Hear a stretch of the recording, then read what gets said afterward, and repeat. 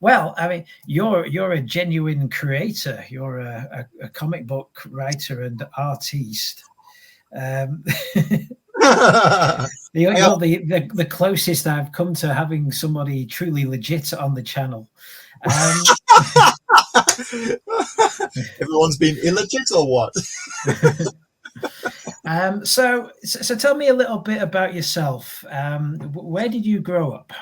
Okay, so I'm from the north, as you probably heard, and I know that I didn't realize that. Yeah, a lot of whereabouts in the north are you from?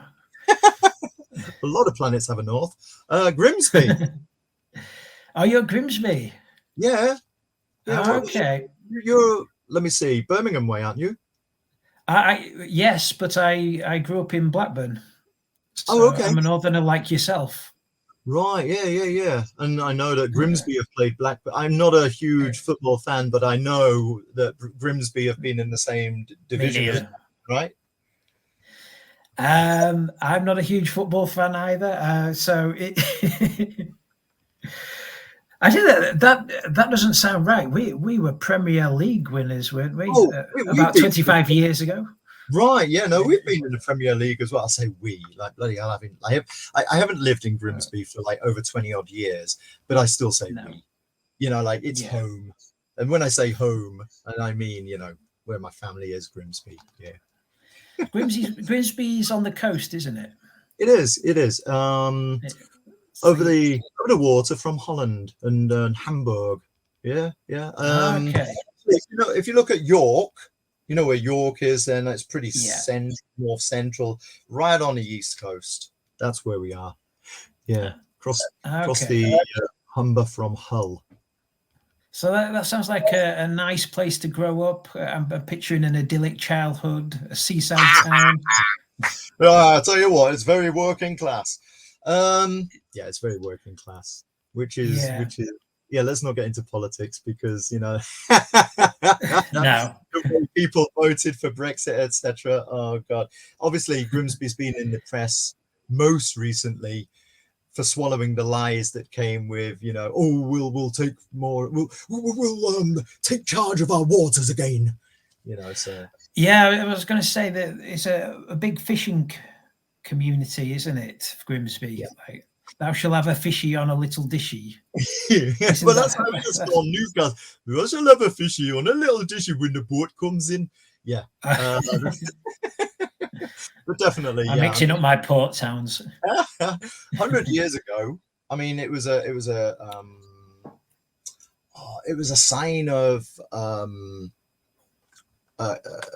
quality to have a fish shop anywhere in the country and with fish imported from Grimsby, and then of course different things happened, like the Humber silting up, so that kind of put a damper on things. And if I remember also correctly, because this is before my time, there were limitations with fishing with the EU, or I'm not quite sure. It's before my time. I do have family who were not fishermen, not on the trawlers, but they were involved, like factory workers, and that's where my mum and dad met. Okay. The fish, one of the fish factories, Findus, I think it was. Right. So you're from a kind of working class background? Pretty much, yeah. Well, I mean, not pretty much, totally. Yeah. Oh, well, you're kind of working class made good then. Maybe you went into teaching. Well, I mean, yeah. Okay. So I have a big. I've always had a big interest. I say always, but after school it really came out. I had a big interest in languages, and I started traveling a lot, learning. A little bit there. I ended up doing a teaching certificate at Hull. Working in some very nice shops with languages, but doing a teaching certificate in Hull. And then I spent 5.5 years in Asia, teaching in South Korea and Taiwan. Moving over to Germany, which is where I am now. Where you are now. What's the weather like there in Cologne? Because it's absolutely roasting hot here. It is. I mean, today as well. The last few weeks, it's been constantly hot. And especially for this area of Germany, you would have maybe 2 or 3 days of really hot weather, but then crack, boom, bang, the heavens would open up and it would cool down again. And that's the usual cycle.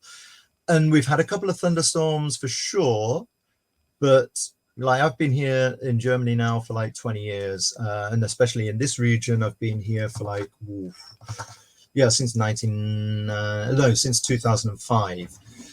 17 years, and this has been the longest it's been constantly hot.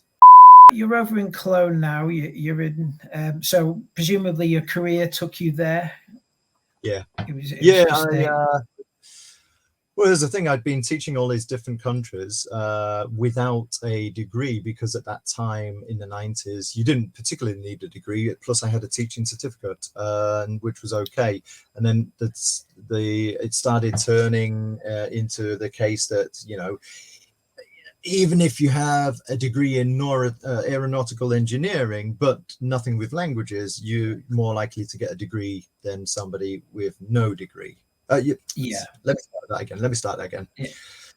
I understood what you said, even though it was wrong. You're more likely to get a work permit than somebody who has no degree. Right. Yeah. So a lot of countries started stipulating that you needed a work permit, even if it was something in something that's completely unrelated to teaching. Mm-hmm. Yeah. So teaching is the day job. Yeah, but like most of us, I think this what we do. We have other interests. We have the day job, and then we have our night work. No, you're not going to ask me to start talking about the male stripping, are you? Well, I am now. You brought it up, Okay, no, we could edit that out then. Good, yeah. No, but I mean, you like myself, you obviously have a great interest in pop culture, popular culture. You have written and illustrated your own comic, which we can see in the background here, Ratl and Roll. Where did it start, this love of art, and comics? I think it really is the story of so many people that, as soon as I could hold a pencil, and this is what happens, that people start as kids, they start scribbling. They either love it and they get encouraged to do more of it, or it's just a phase they go through. And I fell into the former category, and I got in touch. The phase that never ends. Yeah. Well, for me, actually, it did. Mm-hmm. Despite your parents' hopes, I imagine. No, my parents were very encouraging, in fact, which is good. I can imagine that not everybody's parents are so encouraging when it comes to art and stuff. Yeah, we all know that especially comics, it's difficult for the majority of people to make money out of it. That's for sure. Did you ever get the advice to have the proper career as the fallback? Oh yeah, absolutely. But mind you, let's put it this way. When I was 20 something, I did this teaching certificate, and I went jetting off around the world. So I guess that kind of covered that, more or less. But that's a whole different story, right? Yeah. So Ratl and Roll, is this your first published work? It is. I mean, well, Jein. Okay, sorry, German. That's Ja and Nein, Jein.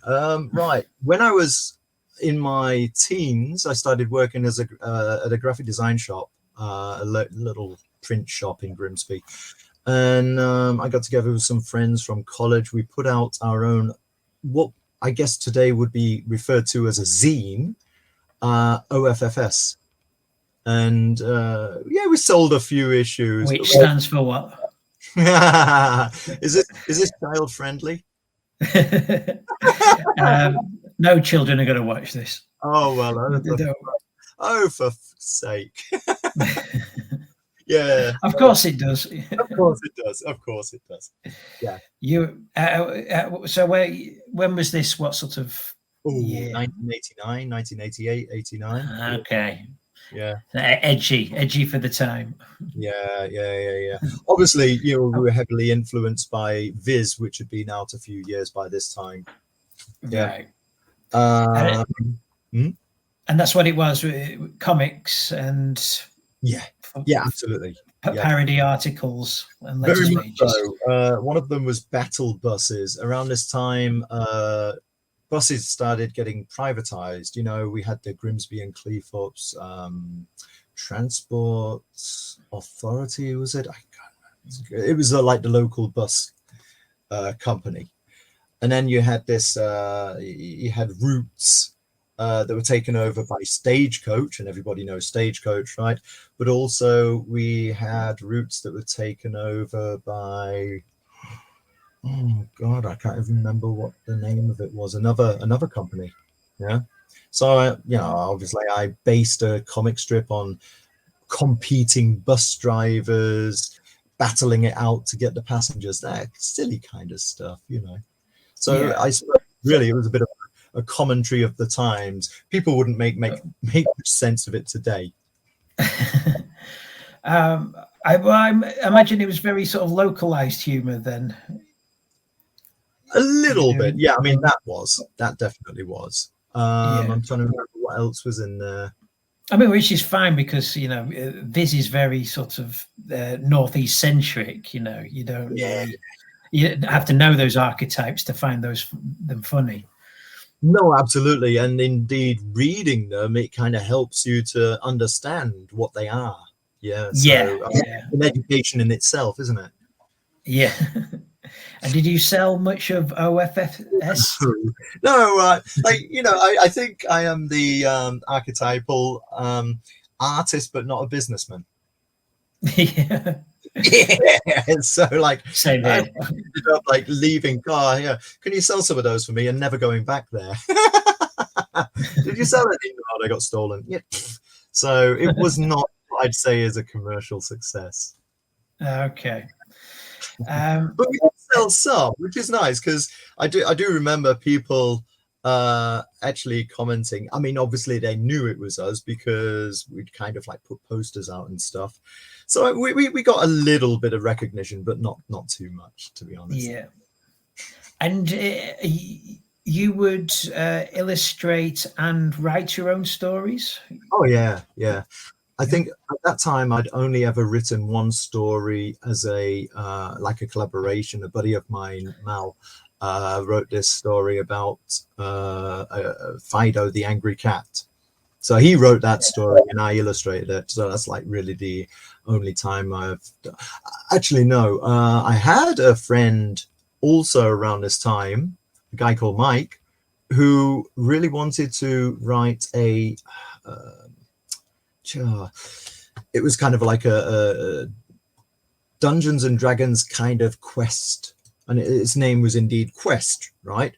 And even looking through those old strips, we didn't get too far. I think I wrote about 2 or 3 chapters of that. Not wrote, but I illustrated 2 or 3 chapters. So we got a fair bit. But then he went to university, and we kind of lost touch, which is a real shame. Yeah. But I still have those originals. Well, I was just intrigued because a lot of artists you read sort of rely on knowing a writer because artists not all artists necessarily make great writers and vice versa, and so it's a lot of creatives in the comics industry rely on this sort of symbiotic relationship. Okay, you're good with words, you're the wordsmith, you're good with the imagery, and you just hope your interests ally. Which do you prefer? Do you prefer writing? Is the one you prefer over the other, writing or illustration? Well, let's put it this way: I've never written for somebody else. You know what I mean? So that would make it a little bit difficult to say, oh, I prefer writing then, because most of whatever I've done has just been, I've written it and I've illustrated it. I've had ideas in my mind and I've just put them on paper. And do you find that the most freeing, liberating way to do it? To know that it's going to turn out exactly how you want? Because I think a lot, again, with these writing artistic partnerships, I think there is often a push and pull between what one wants and what the other. You know, the writer might feel that the artist is not fully realizing his words, and or in some cases improving on them, and the artist might feel that the writer isn't writing the sort of stories he necessarily wants to illustrate. Mm. So do you? So I mean, what I'm saying is, being a writer artist, is that a necessity for you? Is that to have that total creative freedom, or is that just the way it's panned out for you? Just the way it's been. I can well imagine that if I actually collaborated more, then yeah, I would probably have the critique, the input. So maybe that's something I ought to look into, but so far really I've only collaborated with very few people. In fact, we can plug Twisted Fairy Tales, which is still in demand on Indiegogo, and in that anthology I actually have, what is it, I have 3 stories. One was one that I penned myself, and 2 are ones that I illustrated, but my nephew Jacob Price actually wrote. Okay. Yeah. So, like around about the time that we were like advertising for people to submit stuff for Twisted Fairy Tales, I said to Jacob, "You got any ideas? Let me know." Let's see. Oh, I don't know if this is going to be too glossy, but if you can see that, right, that's oh yeah. All right, let's take it out of the cover. So when was this written or published? It's not been published yet. It's still in demand on Indiegogo, and hopefully. So this is an exclusive we're getting here. Yeah, pretty much. Yeah, they're all the same. So he wrote Lone Wolf, but also a 2-page strip, Puss in Boots. So, yeah. All right. I'm not going to. And it does exactly what it says on the tin, that they're twisted fairy tales. Yeah, I mean, Puss in Boots, of course, is a fairy tale. Lone Wolf is, the idea. Yeah, you know what? I'm not going to say anything about Lone Wolf because, yes, it is a bit fairy tale based as well. Okay. The only one that is kind of not so fairy tale based is my Schlimmfelish, the Unpronounceable. Which is a Knights of Old kind of story. It's actually called the Unpronounceable. Yeah. And it's like, I thought you were just struggling for the name there. No, it's LLWENFF.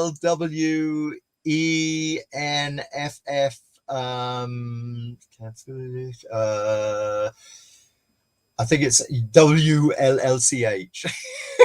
It's very, very hard to pronounce Welsh. I mean, Welsh is hard to pronounce anyway, but that is even more harder to pronounce. Be right up Aria Street, won't it? Say what? We'll be right up Aria Street. Well, yeah. Oh. Did he ddim yn siarad Cymraeg? Yeah, we were talking about this last week. He doesn't actually speak Welsh. But he is improving. He's learning on Duolingo, so that's cool. Cool. Well, I haven't read Twisted Fairy Tales, but I did give Ratl and Roll a read this week, nice. Issue 1. And may I just say that I absolutely loved it, mate. I really, really liked it. Just if you're going to pitch it, do the pitch. So what's Ratl and Roll all about? All right, then. Imagine an alternative universe where instead of DNA being discovered in the 1950s by Crick and Watson, it's actually discovered much, much earlier, let's say in the 1800s. And so there's a bit of a forestory there that, like a pre-story that there are genetically modified animals, and you know what? Let's see. Here's one I prepared earlier. Yeah, good. Okay, so, and it's about. There you go. Yeah, it's about Rattle, who stows away on a ship. This is the 1890s. He stows away on a ship and lands in New York. Okay. Yeah, so Rattle gets off the boat from. Is it specified where he's from? No, it's not. Yeah, you got to keep the readers like wondering, well, what's going on here? Yeah. Okay. I don't want to give it away. But the issue ends with him meeting the character on the right, Roll. So Rattle and Roll. I must say, Rob, you do love your puns, because it's teased at the end. Issue 2 is going to be called New York, New Pork.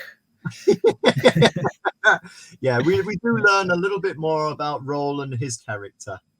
Yeah. Yeah. So it's set in the 1890s, New York. It's and it's very much I mean, historically there was a big influx of immigration at the time, so it's sort of set in and around that time period. I mean, this was right on my street, because I love anything with cute little anthropomorphized animals. Excellent. In particular, I'm hoping, I'm talking smart aleck, wisecracking anthropomorphized animals. So I love the character of Rattle. Yeah. I got the sense. So what was the thinking about by setting it in the 1890s in this time period? I mean, do you have a love of history or US history, or this particular area, this particular point in US history? The whole thing, and actually, I'm sure you've read it in the back. The I don't know which version did you get, the Amazon, the KDP version, or? I did, yes. Yeah, It was. It cost me £3, which is nothing. I was considering. Yeah, it is, considering, because I've been buying all my stuff legit that I've been reading for Saturday morning cartoons. Right. So compared to some other titles out there, £3 is nothing, folks. Get on Amazon Kindle. Get yourself a copy of Rattle and Roll. I mean, £3. What's that? That would buy you a cup of coffee these days. Totally. It's a real bargain. Yes, I read that version. There's a little bit of a blurb at the end. Oh, I don't want to. I don't want to show that one. There you go. Yeah, I'm going to show the final page. But there's a bit of an intro, an explanation of where this all came from. I just wanted to do some illustrations for myself, kind of, what can I say? Practice illustrations. Spring cleans of the mind.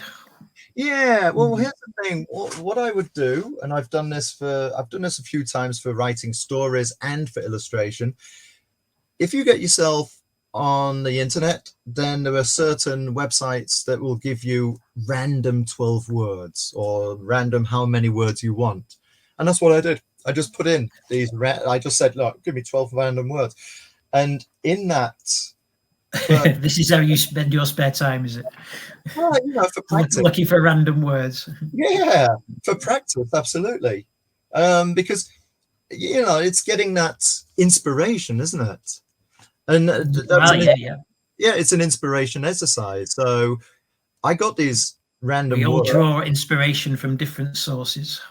Absolutely. Like sometimes you have like just an idea and it pops up into your head while you're taking a shower, right? And but sometimes you have to work a little bit more at it, And what happened was I got the words rat, pig, balloon, Amazon, gold, I can't remember. So I drew this image of a rat and a pig escaping with like a balloon full of gold and Amazonian women below throwing spears at them. And I thought to myself, I can do something with this. You've got a story there. Yeah, it is. It is. It's like, and then this kind of put me on this idea of, well, okay, if I'm going to set these people, these characters in a time, it should be at a time where there's a lot. Well, there's hot air balloons about everywhere. There's Where not it was over, a but legitimate mode of transport. yeah, but there's also like an age of like discovery, and I could have Yeah. done it much earlier, but I just thought to myself, the 1890s is when the world really started to change, isn't it? Because like you had like ships, you had the advent of the motor car, you'd had photography already, but I think 1890s we were just on the cusp of getting motion pictures. Yeah. You already had the telephone, so there's all this like this huge Electric lights. yeah. You had this huge time of well, what can I say? Yeah, like change. Yeah. Yeah. So for me, it was just like really interesting doing some research and finding out, well, what was available in the 1890s and what wasn't available. Well, it did strike me as very well researched, the book. Possibly more so for more than you needed for a story about a talking rat and a talking pig. But I appreciated that. I thought, well, it's very rich as a story.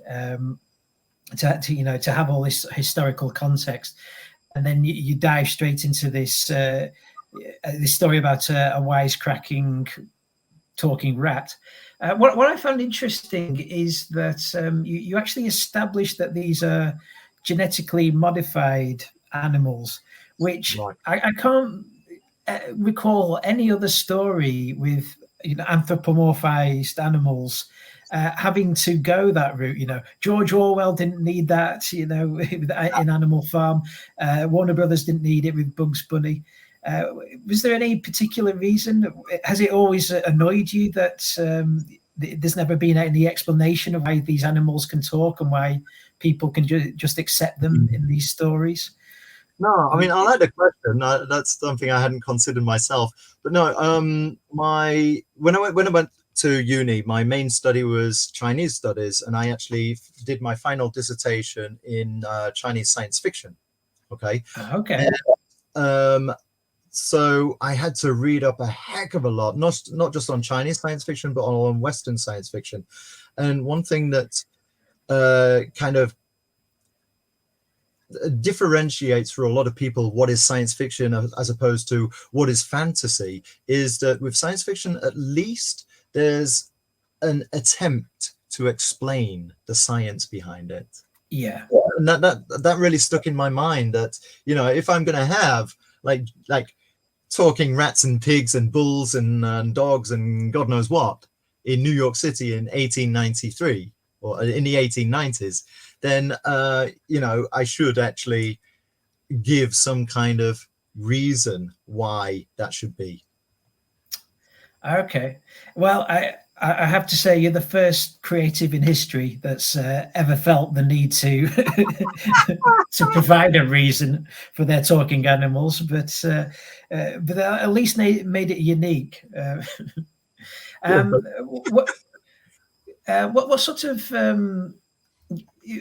are there any influences behind this tale, would you say? I mean, I'll name just, well, first and foremost, when you first told me what the initial pitch for this idea was, I do have to say what leapt into my mind first and foremost was An American Tale, when you were talking about a rat getting off the boat in New York, presumably somewhere in Eastern Europe. You know what? Actually, it's funny you mentioned that, and I've not actually. I think I must have seen that as a kid, but I don't think it had like a huge influence on me. Right. The other one was, well, there's a few. I got a sort of Howard the Duck vibe from it, and I'm talking the comics here rather than the film. And Alf, that sort of thing. There's that sort of 80s wisecracking, cute little character. cute little furry character. I mean, was there anything in your mind that you were sort of maybe not trying to subconsciously emulate, but something that you were a fan of, that you felt the need to, like, I want to do my great talking animal story?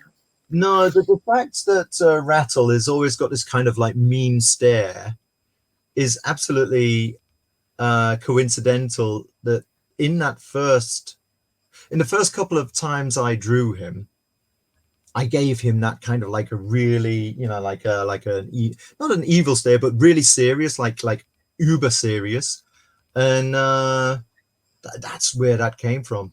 My influences, where it comes to where comics are concerned, are the British comics of the 70s and 80s. And everyone on the Bag and Bin knows my absolute favorite comic was Cheeky Weekly, which ran from 1977 until 1981. Do you remember that one? I don't know. You missed out. Basically, it was this like really toothy kid. Oh, do you remember Crazy comic with a K? No. Righty. So I'll hold my hand up. I'm not as well versed as in comics as some of the others are on Saturday morning cartoons, or the Bargain Bin. We should get a plug in for your other podcast. Well, we can. Absolutely. Talking of podcast, we now have a page on the IMDb. Who does? The Bargain Bin. Okay. We have a page on IMDb. Yeah. I said at the start you were legit. We are now absolutely legit. Yeah. Okay. So the back in the 70s, 80s, we had like IPC, Fleetway, which did like Buster, Whoopi, Whizzer and Chips, and Cheeky, Crazy, etc. Then you had like DC Thompson, which did Dandy and Beano, etc. Right? And I was a Beano reader. Yeah, me too. When I was much younger, and then I kind of graduated onto. I came over to the dark side. And then like later graduated onto 2000 AD when I could afford to pay for it. But growing up, really, I just loved the idea of Cheeky. His story was basically the whole comic was his diary. It's a brilliant concept that from Sunday until the following Saturday, you would see a page or 2 pages for each day, interspersed with other stories. So for example, on let's say Sunday, when he was delivering his papers, he'd be interrupted by the skateboard squad. Then you'd have like a 1-page story of the skateboard squad. And on Monday, he'd be rushing home to get to watch TV because it's his favorite TV show, $6 Million Gran. Seeing where these liver puns you know where this is leading to. So and it was a brilliant concept, a diary of a whole week for one character, in which his world was just filled with these crazy characters, and he'd meet them on the street and he would crack jokes with them. Some of the jokes, like these days, you would have like questionable jokes, like it would be the Arso, the Chinese tailor. Yeah. And like definitely there would be people who would object to that these days. And Gunga Jim, who was a young what can I say? This is the 1970s. As a kid in the 1970s, the jokes that were given, they were all funny. They were all hilarious. Yeah. Well, I mean, the sad truth is that is still funny. But we live in an odd time where everything from the past has to be reassessed now through a modern lens, and there's been sort of a lot of imposed censorship now on things from the past.